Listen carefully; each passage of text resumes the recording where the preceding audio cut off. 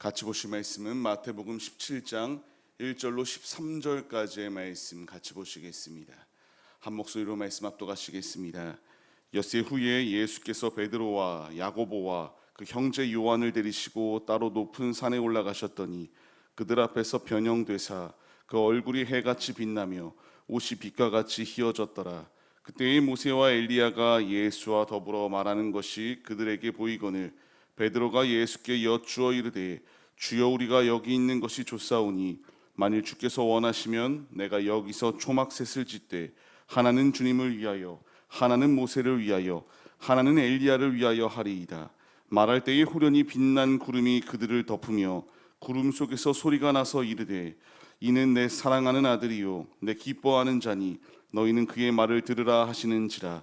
제자들이 듣고 엎드려 심히 두려워하니 예수께서 나와 그들에게 손을 대시며 이르시되 일어나라, 두려워하지 말라 하시니 제자들이 눈을 들고 보매 오직 예수 외에는 아무도 보이지 아니하더라.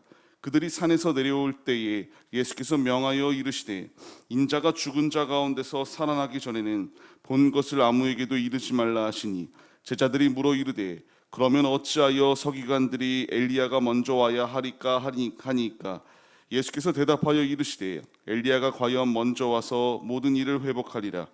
내가 너희에게 말하노니 엘리야가 이미 왔으되 사람들이 알지 못하고 임의로 대우하였도다.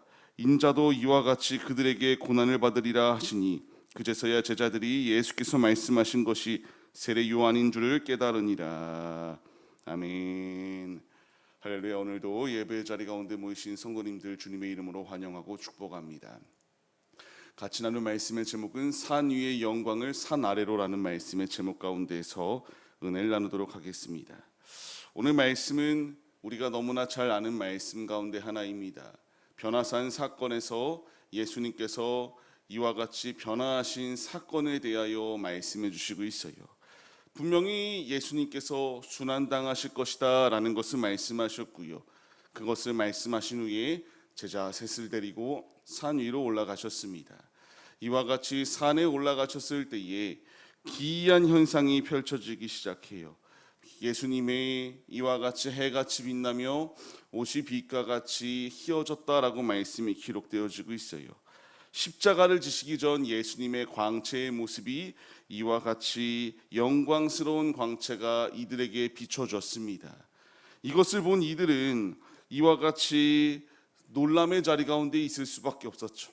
분명한 것은 예수님께서 우리를 구원하여 주시기 위하여 이 땅에 비하하신 것이 결코 의미 없는 자리가 아니었다라는 것을 분명히 말씀하세요. 얼굴이 광채가 있고 옷이 희어졌다라고 말씀하시는 것처럼 예수님 자체는 너무나 완벽하신 하나님의 아들이심에도 불구하고 우리를 구원하여 주시기 위하여 친히 우리에게 내려오셨다라는 것을 말씀해 주십니다. 하나님의 아들이 죄인인 우리들을 구원하여 주시기 위하여 하늘 보좌 버리고 친히 우리에게 내려오신 이 은혜의 자리, 우리는 주님을 의지하며 나아가야 합니다. 우리가 이 분명한 사실을 잊지 말고 믿음의 눈을 들어 우리도 주님을 바라볼 수 있도록 이 믿음의 자리 가운데 거하게 해달라고 하는 거룩한 결단과 고백이 우리에게 필요한 줄 믿으시기 바랍니다. 이 상황 가운데서 제자들이 묻습니다. 이 엘리야와 모세와 예수님께서 서로 얘기하는 것이 보이기 시작해요. 이때에 놀랄 수밖에 없었죠. 모세가 누구입니까? 엘리야가 또 누구입니까? 다 이스라엘을 이와 같이 선지자로서의 역할을 감당하고 또 애굽 가운데서 건져내는 최고의 지도자 중에 하나가 모세 아니었겠습니까? 이들이 같이 얘기하는 것을 보니까 베드로는 놀랄 수밖에 없어요. 그래서 너무나 황홀한 자리 가운데에 놓여 있으니 내가 주님이 허락하시면 여기에 초막 셋을 지을 수 있도록 허락하여 주옵소서. 아무 걱정이 없는 이곳 가운데서 내가 있고 싶습니다 라는 것을 말합니다. 그때에 하나님께서 임재하셔요.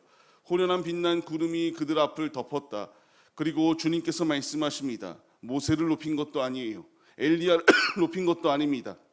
오직 예수님만이 내 사랑하는 아들이요 기뻐하는 자다라고 말씀하시며 너희는 그의 말을 들으라라는 것을 분명하게 강조하시는 것을 우리는 마음에 새겨야 됩니다. 주님께서 우리에게 분명히 원하시는 뜻이 있습니다. 주의 말씀을 들으라라고 말씀하세요. 우리의 삶에 살아가는 자리 가운데서 예수님의 말씀을 들어야 함에도 불구하고 얼마나 우리가 독단적으로 행동하는 일들이 많이 있는지요. 주님이 나에게 원하시는 것은 우리에게 임재하여 주사 주의 음성을 들으라, 우리에게 오신 예수 그리스도를 의지하며 생명의 자리 가운데 거하라 말씀하십니다. 우리는 이 말씀에 엎드려져야 되고 말씀 앞에 순종하며 나아갈 수 있는 믿음의 모습이 필요해요. 이들이 이 음성을 듣게 되니까 어떻게 하기 시작합니까? 엎드립니다. 심히 두려워하기 시작하여. 왜 이렇습니까? 구약에서 하나님과 대면하였을 때에 죽음을 의미하기에 얼마나 무서웠을까요? 이들은 그 음성을 듣고 두려워 엎드려지기 시작합니다. 이때에 예수님의 모습을 우리가 주목해야 돼요. 두려워 심히 엎드려 떨고 있는 이들, 엎드려 떨고 있을 때에 예수님이 만져주시며 그들을 위로하시고 회복시켜 주시는 놀라운 은혜를 베푸셨다라는 것을 우리가 마음에 새겨야 됩니다. 이제 우리 역시 이와 같이 만지시고 일으켜 세워주시는 이가 우리 주님임을 우리 마음에 새기며 믿음의 눈을 들어 주께로 나아가야 함이 필요합니다. 얼마나 우리를 두렵게 만드는 일들이 많이 있겠습니까? 얼마나 많은 실패와 절망이 우리 앞에 놓여 있나요? 주님은 분명히 말씀하십니다. 그 가운데서도 나는 너와 함께하고 있고 너를 위로하고 있다라는 것을 분명히 말씀하십니다. 간절히 바라옵기는 우리의 삶 가운데서 주님이 우리를 만져주고 계세요. 주님이 우리를 위로하여 주고 계십니다. 우리가 붙들어야 될 것이 무엇이겠습니까? 오직 예수밖에 다른 것은 없다라는 것을 분명히 말씀하세요. 이들이 예수님의 위로함을 받고 이와 같이 말씀을 들었을 때에 어떤 일이 임합니까? 8절 말씀과 같이 예수 외에는 아무도 보이지 아니하였다. 남은 것이 누구입니까? 예수님이시다라는 것을 분명히 말씀해 주세요. 우리 역시 이 말씀에 깨달아야 됩니다. 이들이 같이 있었던 모세와 엘리야가 남아있던 게 아니라 예수님이 남아 계신 것처럼 우리의 인생 가운데서도 예수님밖에 없습니다. 사도행전의 말씀을 보게 되면은 다른 이로서는 구원을 받을 수 없다라는 것을 분명히 말씀하세요. 예수만이 구원의 길로 인도하는 참 목자이시다라는 것을 우리에게 분명히 강조합니다. 지금 이들이 두려워하는 것 가운데서 두려움이 제하여지고 눈을 뜨고 바라보니까 예수밖에 보이지 않았다. 우리 역시 분명히 의지하던 하나하나의 것들이 있기 마련입니다. 그것들을 벗어놓고 믿음의 눈을 들고 바라볼 때에 우리에게 남는 것은 예수밖에 없다. 예수가 우리의 삶을 주관하시고 예수가 우리를 승리의 길로 이끌어 주신다. 분명히 그 말씀들을 주시며 우리와 동행하여 주시는 예수님을 붙들고 생명의 자리 가운데로 나아가야 된다라는 것을 우리에게 말씀해 주심을 마음에 새기십시오. 모두가 다 우리를 실망시키고 배신한다 할지라도 예수님은 우리와 함께 남아주시며 우리를 일으켜 세워주심으로써 소망의 자리로 나아갈 수 있도록 주님께서 인도하여 주십니다. 분명한 사실을 잊지 마시고 산 위의 영광이 산 아래로 흘러내려가야 됩니다.